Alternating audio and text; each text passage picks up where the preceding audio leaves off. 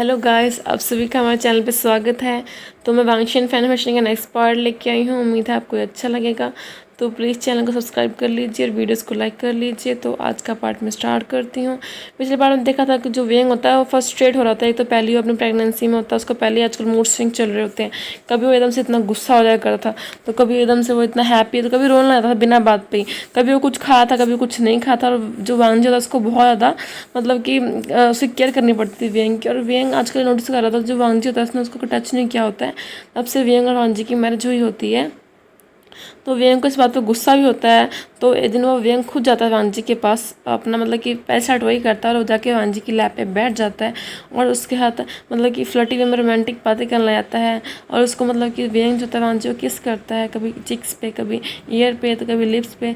और उसको मतलब कि ऐसी वो उसके रोब्स वगैरह को उतारने की कोशिश करता है। जो वांगजी होता है उसको रोकते हुए कहता है कि वेंग तुम्हें आराम करना चाहिए, तुम प्रेग्नेंट हो, तुम रेस्ट करो। ऐसा कि जैसे वांग जाने लगता है तो वेंग को बहुत गुस्सा आता है। वो वांगजी का हाथ पकड़ के उसे खींचता कहता है कि लंज तुम क्या कर रहे हो, मैं बहुत समय से नोटिस कर रहा हूँ ये सब क्या है। तो वांगजी से पूछते हैं क्या वेंग। तो वेंग कहता है कि तुम मुझे हाथ क्यों लगा रहे हो जबकि हम दोनों मैरिड है, बट फिर भी तुम मुझे टच नहीं करते हो, ऐसा क्यों वांगजी। तो वांगजी कहता है कि तुम क्या कह रहे हो वेंग, ऐसे कुछ नहीं है, तुम प्रेग्नेंट हो, तुम्हें रेस्ट करना चाहिए, ये सब चीज़ें तो हम बाद में भी कर सकते हैं ना, अभी तुम्हारी सेहत और हेल्थ ज़्यादा ज़रूरी है ना। तो जो वेंग गुस्से होते हुए कहता है कि तुम चुप रहो, मैं बिल्कुल सही हूँ, तुम मेरे हस्बैंड हो, जितना हक तुम्हारा मेरे ऊपर उतना ही मेरा तुम पर है, और मैं चाहता हूँ कि इस टाइम तुम मुझे टच करो, तुम टच क्यों नहीं कर रहे हो। तो जो जो वांगजी होता कहता है कि नहीं वेंग, मैं तुम्हें टच नहीं कर सकता, मेरी बात को समझो। ये बात सुन के वेंग को बहुत गुस्सा आता है और वो इतना गुस्से में था उसका मूड स्विंग हो जाते हैं और उसकी आंखों में आंसू आ जाते हैं और वो गुस्से से कहता है मुझे समझ आना चाहिए था बात क्या है।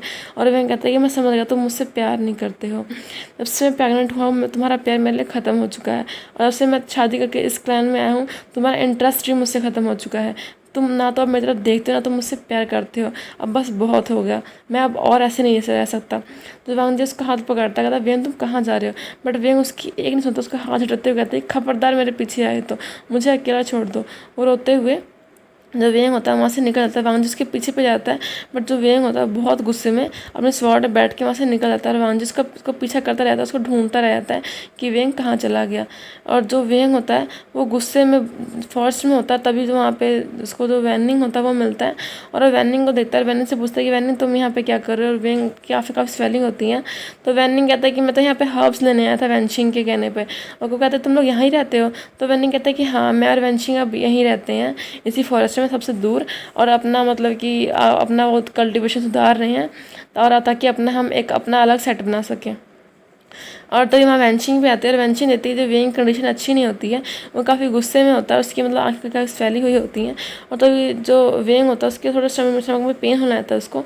तो वेनिंग जो होता है तुरंत उसको पकड़ता है और वेंशिंग उसको तुरंत अपने जो उसका घर होता है छोटा सा झोपड़ी उसमें लेके जाती है और उसकी ट्रीटमेंट करती है।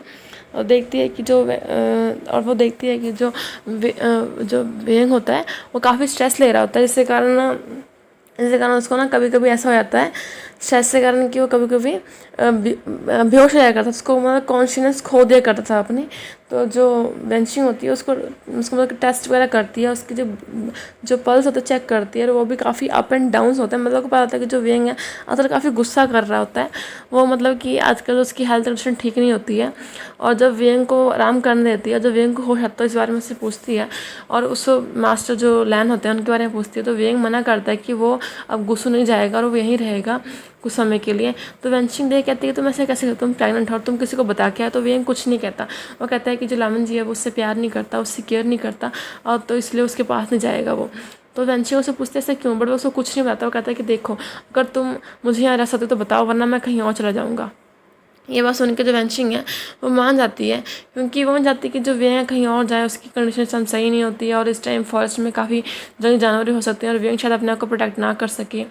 तो सोचते हैं कि ज़रूर जो मार्शल लैन होता है ढूंढते उसे ज़रूर यहाँ आएंगे और उसे खुद ब खुद अपने साथ ले जाएंगे। तब तक वो जो वेनिंग को उसका ख्याल रखने कहती है, और तो सभी को पता लग जाता है कि जो वेंग है वो यहाँ पे नहीं है, वो कहीं चला गया है।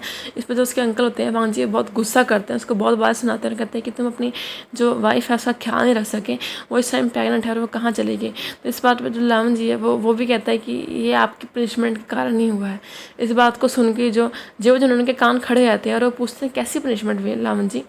तो जो लावन जी कहता है कि अंकल ने मुझे कहा था कि मैं अब वेंग को कभी भी हाथ नहीं लगाऊंगा और यही मेरी पनिशमेंट होगी। और इसी पनिशमेंट के कारण मैंने वेंग को हाथ नहीं लगा और वेंग को ऐसा लगा कि मैं उससे प्यार नहीं करता हूँ, इसलिए वो मुझे छोड़ चला गया। इस बार जेवजन होते हैं उन्हें बहुत बुरा लगता है और वो भी उनके अंकल से कहते हैं कि आपका ऐसा कोई हक नहीं है कि आप जो वेंग की लाइफ को ऐसे ख़राब करो, उसने पहले ही बहुत कुछ देखा है। तो उसके अंकल होते हैं कि मैं तो बस चाहता था कि जो लामन जी है वो वेंग को उसकी प्रेगनेंसी तक ना टच करे, उसके बाद वो जो मर्जी कर सकता है उसके हाथ।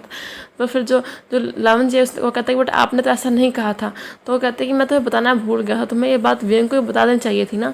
तो जो लामन जी है वो कहता है कि मैंने उसको नहीं बताई थी ये बात समझ आती है कि जो और ये सब बात कहते हैं जो लावन जी होता है बहुत पेन में होता है, बहुत दुख में होता है। जो वेंग होता है उसको मिल नहीं रहा होता, ऊपर से प्रेगनेंट होता है वो और उसकी कंडीशन ख़राब होती है। वही सोच रहा था कि वो क्या करे, कैसे इसको बचाए, कैसे से मिले, क्या तो कोई इस पर हमला ही ना कर दे, वो एक कमेगा कहीं उसका कुछ बुरा ही ना हो जाए। उसके बारे में बहुत बुरे बुरे ख्याल आ रहे होते हैं। और तो जो उसके अंकल होते हैं सभी जितने भी उनके स्टूडेंट्स होते हैं सभी वो कहते हैं कि जाओ जाके वेंग को ढूंढो और उसे तुरंत वापस लेके आओ, क्योंकि वेंग की जो डिलीवरी का टाइम है वो अब कुछ समय रह गया था। अब पता नहीं कब डिलीवरी पेन स्टार्ट हो जाए, उसके जो मंथ होते हैं वो पूरे हो चुके होते हैं। तो इसलिए उसको ढूंढने के कहते हैं और सभी जितने स्टूडेंट्स होते हैं उसको ढूंढ रहे होते हैं। और तो हमारा वेंग होता है वेंचिंग के साथ रहता है और वेंचिंग के बारे में पूछने पे वो गुस्से में उसको बता देता है कि जो लावन जी है उसको अब टच नहीं करता, वो जितना प्यार उससे वो शादी से पहले करता था अब उससे नहीं करता, उसका प्यार उसके लिए ख़त्म हो गया है। मे बी अब उसको अट्रैक्टिव नहीं लगता, उसका जो इंटरेस्ट है वो वेंग से ख़त्म हो गया है। इवन कि जब वेंग उसके पास आने की कोशिश करता है जो वांग जी उसको अपना दूर ढकेल देता है। तो ये बस सुनकर जो वेंचिंग कहती है कि तुम पागल हो, इस टाइम तुम प्रेगनेंट हो।